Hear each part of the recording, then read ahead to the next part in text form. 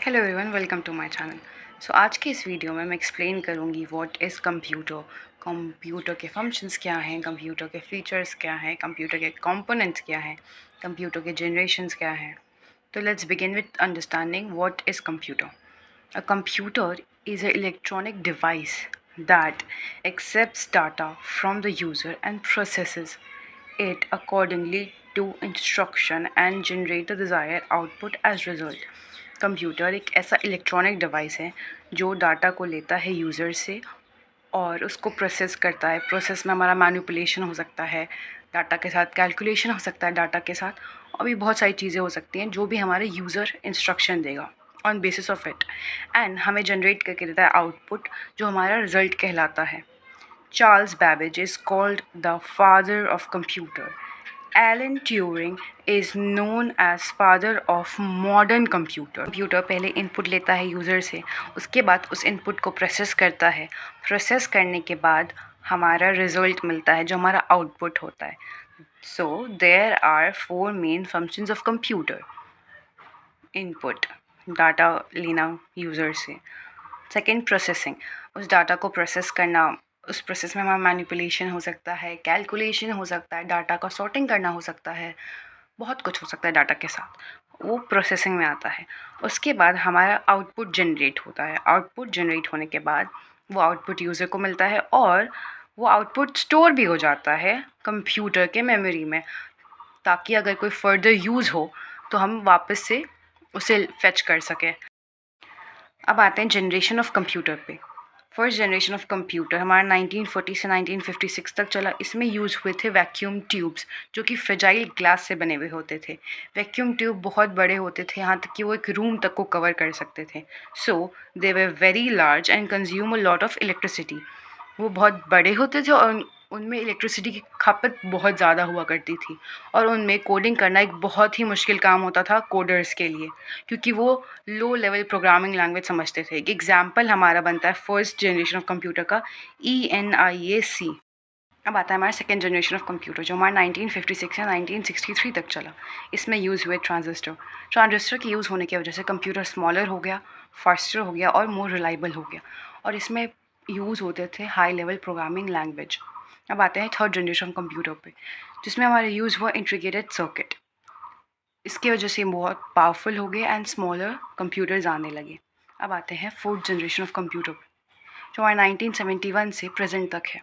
इसमें यूज़ होते हैं माइक्रो प्रोसेसर। इसी दौरान पर्सनल कंप्यूटर्स आने लगे, जिसे हम आजकल पीसी कहते हैं, लैपटॉप्स आने लगे और स्मार्टफोन डेवलप हुए। स्मार्टफोन भी एक तरह का पर्सनल कंप्यूटर है। अब आते हैं फिफ्थ जनरेशन ऑफ कंप्यूटर पे। Fifth generation of computer present से फ्यूचर तक है, बेस्ड ऑन आर्टिफिशियल इंटेलिजेंस, जिसे हम AI भी कहते हैं। एग्जाम्पल्स हो गए रोबोट्स एंड एडवांस कंप्यूटिंग। अब आते हैं कंपोनेंट्स ऑफ कंप्यूटर पे। इसके दो भाग होते हैं, एक हार्डवेयर, एक सॉफ्टवेयर। हार्डवेयर जिसे हम टच कर सकते हैं, सॉफ्टवेयर जिसे हम टच नहीं कर सकते हैं। हार्डवेयर हमारे एग्जांपल्स हो गए कीबोर्ड, माउस। सॉफ्टवेयर में हमारे होते हैं एप्लीकेशन सॉफ्टवेयर जैसे माइक्रोसॉफ्ट एक्सेल। तो देखते हैं इसके एग्जांपल्स को हम लोग। इनपुट डिवाइसेस आ गए हार्डवेयर में, जिसका एग्जांपल हो गया कीबोर्ड, माउस, हमारा इनपुट डिवाइसेस हो गया। Output devices, monitor, printer. Storage devices, memory card, DD storage devices हो गए हमारे। फिर CPU के 3 भाग होते हैं, ALU, MU और CU। ये हमारा दूसरा भाग सॉफ्टवेयर। सॉफ्टवेयर में हमारे होते हैं एप्लीकेशन सॉफ्टवेयर और सिस्टम सॉफ्टवेयर। एप्लीकेशन सॉफ्टवेयर के एग्जांपल हो गए Microsoft Word, MS Excel. System software के एग्जांपल हो गए ल्यूनिक्स। अब आते हैं फीचर्स ऑफ कंप्यूटर्स पे। First, speed. कंप्यूटर की काम करने की क्षमता नैनो माइक्रो सेकेंड में होती है। कंप्यूटर बहुत ही स्पीड में काम कर सकता है, चाहे वो कैलकुलेशन हो, कंप्यूटिंग हो और बहुत कुछ। अब आते हैं एक्यूरेसी पे। एक्यूरेसी का ये मतलब है कि अगर कोई भी काम कंप्यूटर करेगा तो उसके सही होने की क्षमता बहुत ज़्यादा होती है, वो हमें एक्यूरेट रिजल्ट देता है। अब आते हैं स्टोरेज पे। कंप्यूटर में बहुत सारे डाटा को हम स्टोर कर सकते हैं बेस्ड ऑन उसमें कितनी मेमोरी है। अब आते हैं डिलीजेंस पे। डिलीजेंस का ये मतलब है कि कंप्यूटर कभी भी एक काम को बार बार करने की वजह से बोर्डम फील नहीं करता, जैसे हम यूजुअली ह्यूमंस करते हैं। तो कंप्यूटर डिलीजेंस है।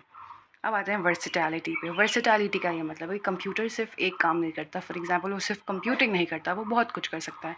उसमें हम गेमिंग कर सकते हैं, उसमें हम एडिटिंग कर सकते हैं, उसमें हम बहुत कुछ कर सकते हैं, एक्सेट्रा। ऑटोमेशन का ये मतलब है कि कंप्यूटर को अगर बता दिया जाए एक बार कि उसे क्या करना है, तो उसे हर स्टेप बताने की ज़रूरत नहीं है। वो ऑटोमेशन के द्वारा खुद वो काम कर सकता है। अब देखते हैं कुछ ऐसे फुल फॉर्म जो हमें जानना ज़रूरी है आगे के क्लास के लिए। Computer, commonly operating machine particularly used for technical, educational and research. CPU, Central Processing Unit, ALU, Arithmetic Logic Unit, CU, Control Unit, MU, Memory Unit.